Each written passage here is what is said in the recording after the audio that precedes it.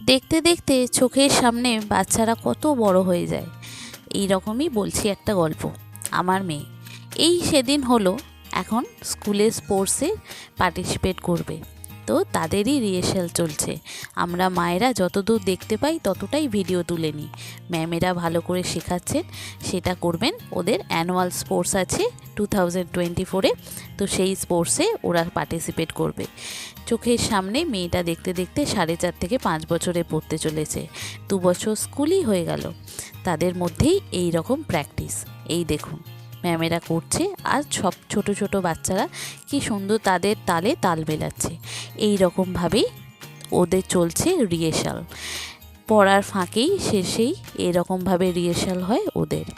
খুব সহজে খুব সুন্দরভাবে শিখে নিচ্ছে কিন্তু প্রত্যেকটা স্টেপ বাই স্টেপ। এই রকম মায়েরা যতই চিন্তা করুক, মায়েরা যতই ভাবুক যে বাচ্চারা পারবে না, ছোট, কিন্তু ঠিক শিখে নিচ্ছে।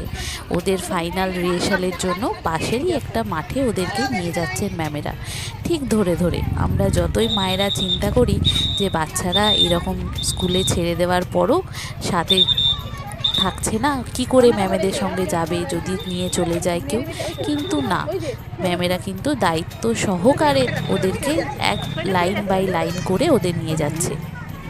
এই দেখুন পাশে কিছু বড় দাদাদেরকেও রেখেছে, তারা কিন্তু গার্ড দিয়ে দিয়ে নিয়ে যাচ্ছে, একদম নিশ্চিন্ত। তবু মায়েদের মন তো, পাশ থেকে একটু ছবি তুলে দেখে নিচ্ছি যে হ্যাঁ আমার বাচ্চাটা যাচ্ছে কি না। কিন্তু ম্যামেরা যতই বারণ করুক যে আমাদের ফলো করবেন না, আমাদের দেখবেন না, আমাদের কাছে আসবেন না, আমাদের মায়েদের মন একটু মনে হয় যেন বাচ্চাটা ঠিক যাচ্ছে কি না একটু দেখি একটু দেখি। কিন্তু এই যে আমরা মায়েরা, এটাও কি রান্নায় অ্যাড হবে? মায়েদের মন তো, তবু মায়েরা পিছন পিছন যাচ্ছে যে বাচ্চারা কোন দিক দিয়ে যাচ্ছে, ঠিক যাচ্ছে কি না একবার দেখি। যত আমরা পিছন পিছন চলে গেছিলাম যে মাঠে খেলা রিহার্সাল হবে সেই মাঠে। এই দেখুন যতটা দেখা যায়, দূর থেকেও দেখেছি, কাছ থেকেও দেখেছি।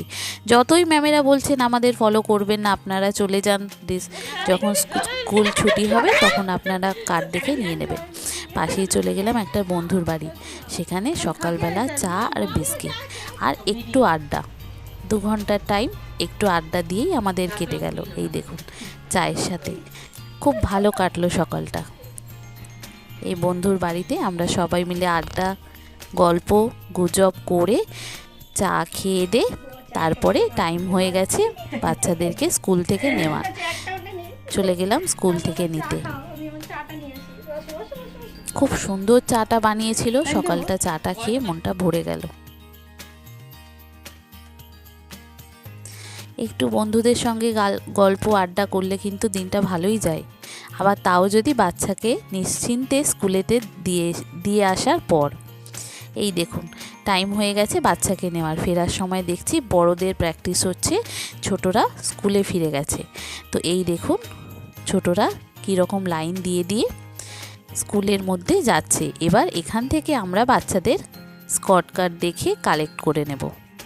প্রথমে ভেবেছিলাম বাচ্চারা যাবে, হয়তো কিছু হতে পারে, কিন্তু না, ওনাদের দায়িত্ব যেরকম সেই রকমভাবেই ওরা নিয়ে গেছে, আবার নিয়ে চলে এসেছে। এই হলো আজকের একটা ছোট্ট ব্লগ। আবার ওদের স্টেডিয়ামে হবে, সেই ব্লগটা আপনাদের সঙ্গে শেয়ার করব নেক্সট পার্টে।